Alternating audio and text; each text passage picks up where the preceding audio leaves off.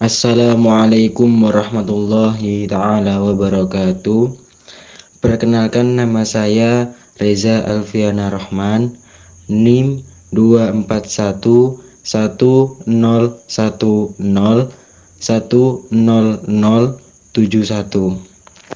Saya dari Fakultas Tarbiyah dan Ilmu Keguruan, Prodi Pendidikan Agama Islam. Kali ini saya akan mengupas makalah yang saya buat sendiri dengan tema Pancasila sebagai ideologi dan perjanjian luhur Indonesia. Mengenai pembahasan Pancasila, yaitu perlu kita ketahui bahwasannya Pancasila adalah ideologi dasar negara Indonesia, sehingga dapat diartikan bahwa Pancasila merupakan pedoman dasar atau pondasi negara yang menjadi pandangan hidup bangsa Indonesia sebagai dasar pemersatu dan pertahanan bangsa dan negara. Sebagai dasar negara Republik Indonesia, Pancasila memiliki nilai-nilai yang sudah diterapkan oleh rakyat Indonesia sejak zaman dahulu. Kemudian, nilai-nilai tersebut menjadi nilai-nilai Pancasila yang meliputi nilai budaya, adat istiadat, keagamaan. Jati diri bangsa Indonesia melekat dengan sangat kuat melalui nilai-nilai tersebut yang dijadikan pandangan hidup, serta masyarakat terdahulu telah mencerminkan perilaku-perilaku dalam nilai-nilai Pancasila. Pancasila menjadi ideologi bangsa Indonesia dapat menjadi solusi dalam menghadirkan pahlawan dan penerus bangsa masa kini yang mampu menerima warisan budaya yang dapat mengkolaborasikan berbagai perbedaan bangsa. Maka dari itu, Pancasila harus terus dilestarikan dan diterapkan sebagai pedoman bangsa. Ideologi bukanlah warisan biologis, tetapi ideologi adalah warisan budaya yang harus dirawat, dibina, dan disosialisasikan secara terus-menerus. Nah, sekarang saya akan memberitahu apa saja yang terkandung dalam makalah kali ini. Yang pertama, mengenai Pancasila sebagai warisan leluhur. Yang kedua, Pancasila sebagai pedoman hidup. Yang ketiga, pengaruh Pancasila dalam kehidupan masyarakat. Yang keempat, meningkatkan kesadaran dalam berpancasila. Memasuki materi yang pertama, yaitu Pancasila sebagai warisan leluhur.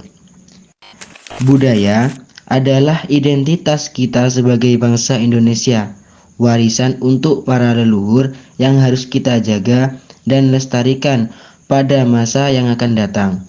Sebagai pemuda, mari kita perkuat budaya kita, lakukan hal yang mudah dari diri kita. Kita akan memulai mengetahui, mencintai, dan mempelajari tentang budaya Kebhinneka Tunggal-Ikaan. Kita bisa memulai dari mempelajari bahasa Indonesia dengan baik, mengenali dan mencintai adat yang berbeda di setiap daerah, dan memperlihatkan keaktifan dalam kegiatan yang ada yang mengingatkan tradisi. Tantangan bagi para pemuda agar membumi budayakan di masa yang haus ini. Generasi muda sekarang punya peran penting dalam menjaga tradisi atau adat-adat yang mulai luntur, yaitu mereka mulai belajar tari-tari tradisional, masakan, atau kuliner tradisional. Dengan begitu, generasi selanjutnya bisa mengenali tradisi dan adat-adat mereka yang merupakan peninggalan dari nenek moyang. Oke, sekarang masuk ke materi yang kedua, yaitu mengenai Pancasila sebagai pedoman hidup. Dengan Pancasila sebagai pedoman, kita bisa mewujudkan mimpi untuk hidup dalam masyarakat yang adil. Nilai-nilai Pancasila juga mendorong kita untuk menciptakan masyarakat yang peduli satu sama lain, di mana setiap individu memiliki kesempatan yang sama untuk meraih kehidupan yang layak, serta mengajarkan kepada kita untuk saling menjunjung tinggi hak asasi manusia dengan menciptakan keadilan, dengan menjunjung tinggi martabat manusia. Dengan itu, kita sebagai rakyat Indonesia harus mempunyai sifat saling menghormati atau bisa disebut toleransi kepada manusia yang berbeda dari kita. Kita mulai dari aspek agama, ras, suku, dan budaya kita. Sebagai pedoman kehidupan kita sehari-hari, Pancasila juga mempunyai fungsi untuk membimbing dan membina masyarakat Indonesia dalam berbagai aspek dalam kehidupan, termasuk dalam hal politik, interaksi sosial, dan yang berhubungan dengan ekonomi. Pancasila juga diharapkan menjadi penengah atau pemecah masalah dalam sosial dan memperkuat karakter nasional. Pedoman Pancasila dapat kita lakukan sehari-hari dalam lingkup masyarakat. Yang pertama, bisa kita melakukan pembayaran pajak. Nah, itu masuk kepada sila yang kelima.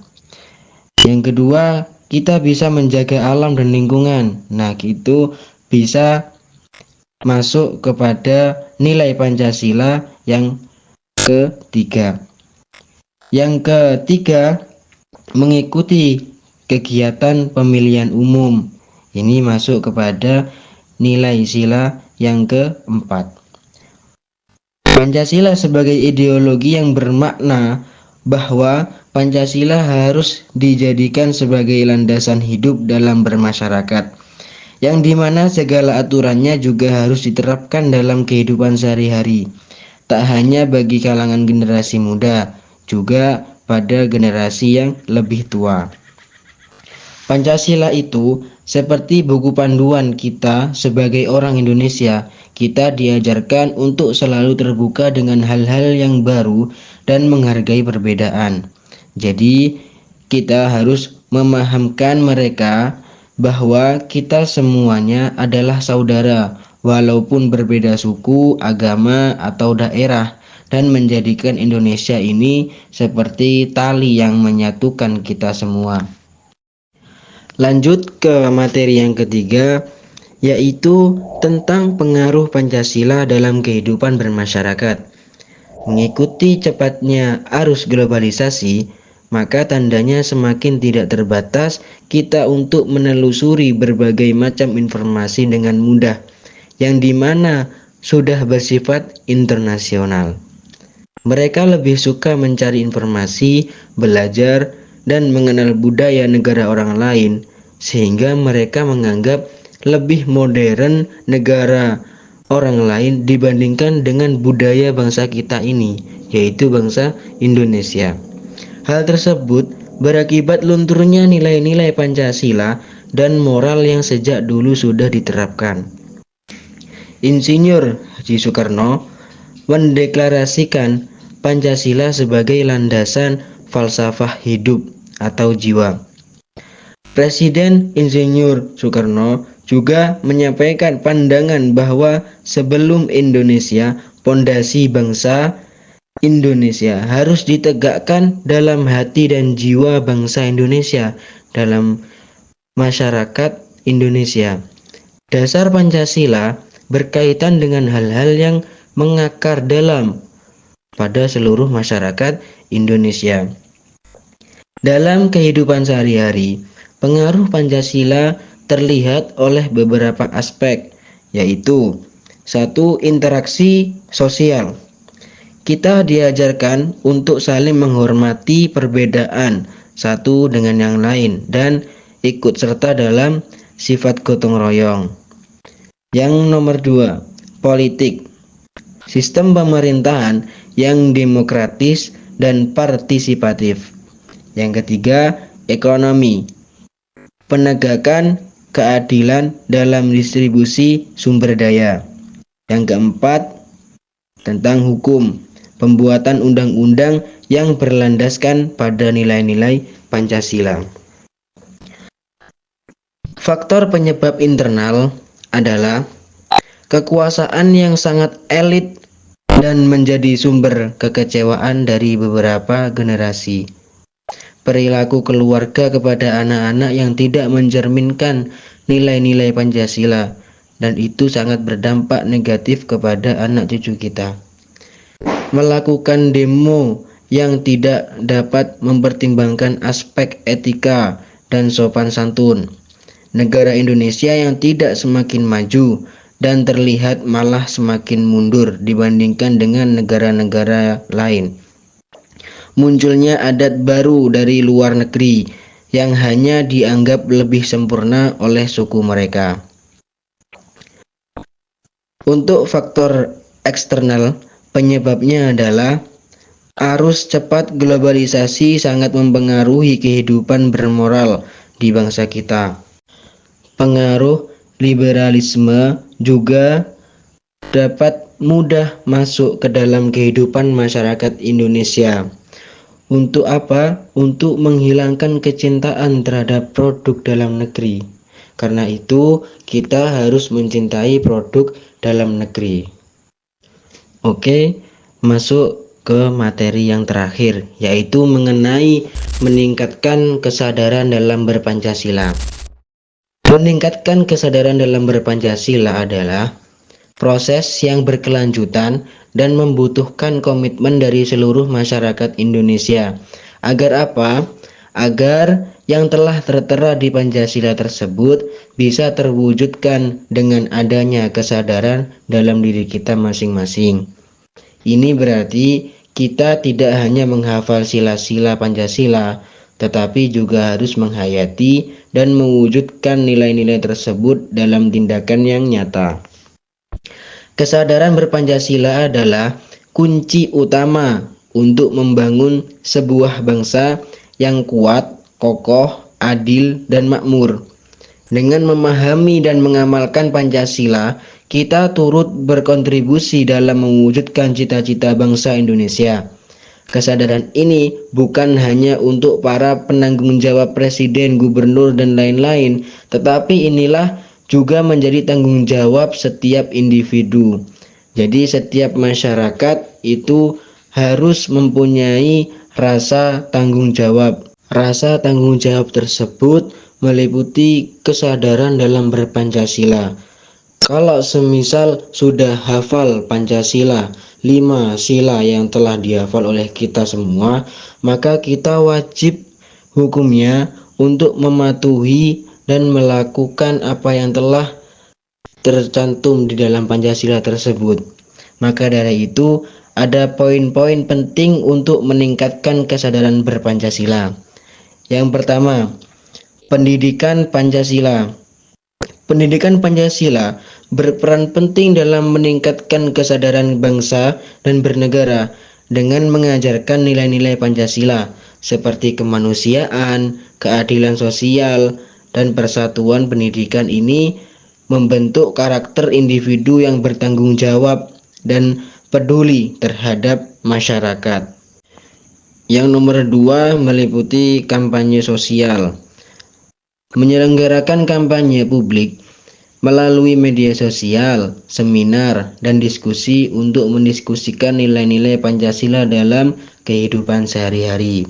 Kampanye sosial untuk meningkatkan kesadaran dalam berpancasila dapat dilakukan dengan beberapa langkah, yaitu edukasi melalui media, diskusi publik dan webinar, kegiatan komunitas, kampanye hashtag, kolaborasi dengan influencer, pembangunan program sekolah, dan seni budaya. Yang nomor 3, kegiatan komunitas. Mengajak masyarakat untuk berpartisipasi dalam kegiatan yang mencerminkan nilai-nilai Pancasila dalam bermasyarakat, seperti gotong royong, bakti sosial, dan forum diskusi. Penyesuaian kegiatan dengan minat dan kebutuhan komunitas tersebut.